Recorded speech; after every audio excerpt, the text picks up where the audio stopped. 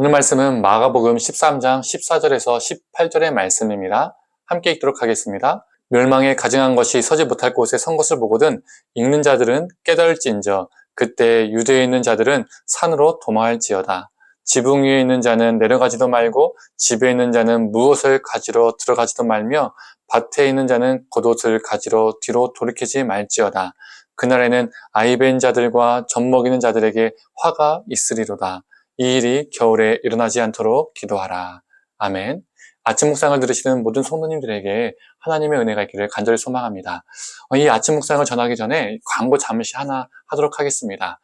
내일부터 이 설 명절 연휴 기간이죠. 이 설 명절 연휴 기간 동안에 아침 묵상은 잠시 쉬도록 하겠습니다. 그래서 이번 주 금요일, 다음 주 월요일에는 아침 묵상 말씀이 없습니다. 화요일부터 재개가 됩니다.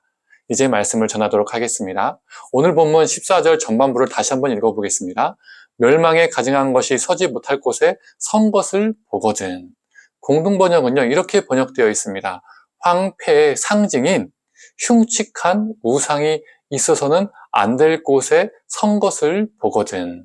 이 멸망에 가증한 것이 흉측한 우상이라는 것이죠. 이 멸망에 가증한 것이라는 표현은요, 본래 다니엘서 11장 31절과 12장 11절에 나오는 표현입니다. 예수님께서 다니엘서를 인용한 것이죠. 다니엘서 11장만 한번 읽어보도록 하겠습니다. 11장 31절의 말씀입니다. 군대는 그의 편에 서서 성소 곧 견고한 곳을 더럽히며 매일 드리는 제사를 폐하며 멸망하게 하는 가증한 것을 세울 것이며. 지금 다니엘서에서 어떻게 말하고 있습니까? 군대가 하나님의 성소를 더럽히고 그 성소에 가증한 것을 세울 것이다 라고 말하고 있습니다. 이 다니엘서의 말씀은 실제로 주전 167년에 이루어집니다. 이 셀레쿠스 안티오크 4세가 주전 167년에 예루살렘 성전에 번제단을 치워버리고 그 자리에 제우스 제단을 설치합니다. 멸망에 가증한 것을 세운 것이죠. 또한 유대교가 부정하게 여기는 돼지를 제물로 바쳐서 그 돼지피를 제단에 뿌립니다. 이 다니엘서의 말씀처럼 성전에 멸망에 가증한 것이 세워지고 더럽혀졌습니다.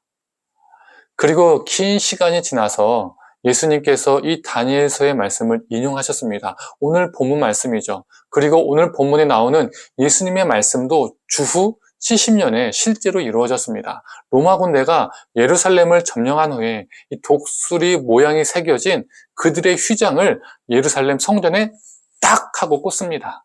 예수님의 말씀처럼 멸망에 가증한 것이 서지 못할 곳에 서게 된 것이죠. 하나님 앞에 가증한 것들이 서지 못할 곳에 선다. 이 말씀을 통해 우리는 이런 질문을 해볼 수 있습니다. 우리 믿는 자들의 삶 속에 들어와 있는 멸망에 가증한 것들은 무엇이 있는가? 본래 들어와서도 안 되고 세워져서도 안 되는 것이 있는데 믿음의 공동체 안에, 교회 안에, 그리고 우리 가정 안에, 내 안에 들어와 있는, 세워져 있는 가증한 것들은 무엇이 있는가라는 질문이죠. 하나님의 성전에 제우스 우상의 제단이 세워지고 더러운 돼지피가 뿌려지며 독수리 우상이 꽂혀진 것처럼 우리 하나님이 계셔야 할 우리의 삶에, 우리 하나님이 예배 받으셔야 할 수많은 영역 안에 가증한 것들이 오히려 차지하고 있는 것은 아닌지 우리는 돌아봐야 합니다. 하나님의 뜻과 하나님의 사랑, 그리고 하나님의 정의가 세워져야 할 교회 안에, 그리고 우리 삶 안에, 우리 모든 삶의 영역 안에 오히려 물질이라는 우상, 성공이라는 우상, 더러운 거짓과 탐욕들이 세워진 것은 아닌지 돌아봐야 합니다. 오늘 15절에서 16절이 인간의 탐욕을 그대로 보여주고 있습니다. 15절과 16절을 한번 읽어보겠습니다. 지붕 위에 있는 자는 내려가지도 말고 집에 있는 무엇을 가지러 들어가지도 말며 밭에 있는 자는 겉옷을 가지러 뒤로 돌이키지 말지어다. 왜 예수님께서 이런 말씀을 하셨을까요? 자신의 생명이 위급한 순간에도 어떤 사람들은 집에 있는 무엇인가를 가지러 가는 그 욕망에 사로잡힐 수 있다는 겁니다. 겉옷이라도 챙기려는 그 인간의 탐욕을 말하고 있는 것이죠. 마지막 때에 하나님 앞에서 집의 재산이나 옷은 다 필요 없는 것인데 우리 인간의 욕망은 끝이 없어서 자신의 생명이 위급한 그 순간에도 뭔가를 더 챙기려 한다는 것입니다. 이게 바로 우리 삶 속에 결코 서서는 안 되는 것인데 욕망과 탐욕이라는 우상이 우리 삶에 서게 된 것이죠. 그 가증한 것이 서게 된 것입니다. 그러나 마지막 때에 모든 게 다 뒤집어집니다. 17절의 말씀입니다. 그날에는 아이벤 자들과 젖먹이는 자들에게 화가 있으리로다.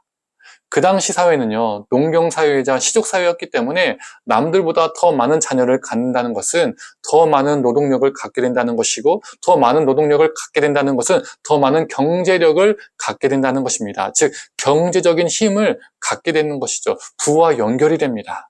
그러나 마지막 날에 아이를 벤 자들과 젖먹이는 자들에게 화가 임한다라고 말합니다. 사람들이 자랑하고 귀하게 여겼던 그 모든 것들이 오히려 화가 된다는 것이죠. 성도님들, 마지막 날에 우리가 자랑하고 귀하게 여기는 그 모든 것들이 오히려 화로 돌아옵니다. 혹시 그것들이 우리 삶 속에 세워져서는 안 되는 멸망에 가증한 것들인데 우리가 혹시 그 멸망에 가증한 것들을 세우고 자랑하고 있는 것은 아닌지 돌아보길 원합니다. 우리 삶에 우상과 더러운 것들을 제거하고 하나님 앞에 거룩하게 살아가는 저와 성도님들 되기를 간절히 소망합니다. 함께 기도하겠습니다. 하나님, 그 성소에 성전에 멸망에 가증한 것들이 세워졌던 것처럼 우리도 믿음의 공동체 안에, 그리고 우리 가정 안에, 우리 일터 안에, 우리 삶 안에 멸망에 가증한 것들을 세우며 살고 있지는 않은지요. 그 마지막 때에 심판이 임함에도 불구하고 재산의 눈을 돌리고 겉옷에 눈을 돌리는 그 어리석은 탐욕에 빠진 사람들의 모습이 우리의 모습은 아닌지요. 우리 삶에 그 탐욕과 욕심이라는 우상이 멸망에 가증한 것이 세워져 있지는 않은지요. 하나님, 우리를 불쌍히 여겨주시고 우리 삶에 그 멸망에 가증한 것들을 불태워 없애며 제거하는 우리가 되게 하여 주시고 우리가 주님 앞에서 거룩하게 살아갈 수 있도록 우리를 붙들어 주시옵소서. 모든 것을 감사드리며 사랑에 많으신 예수님의 이름으로 기도드립니다. 아멘.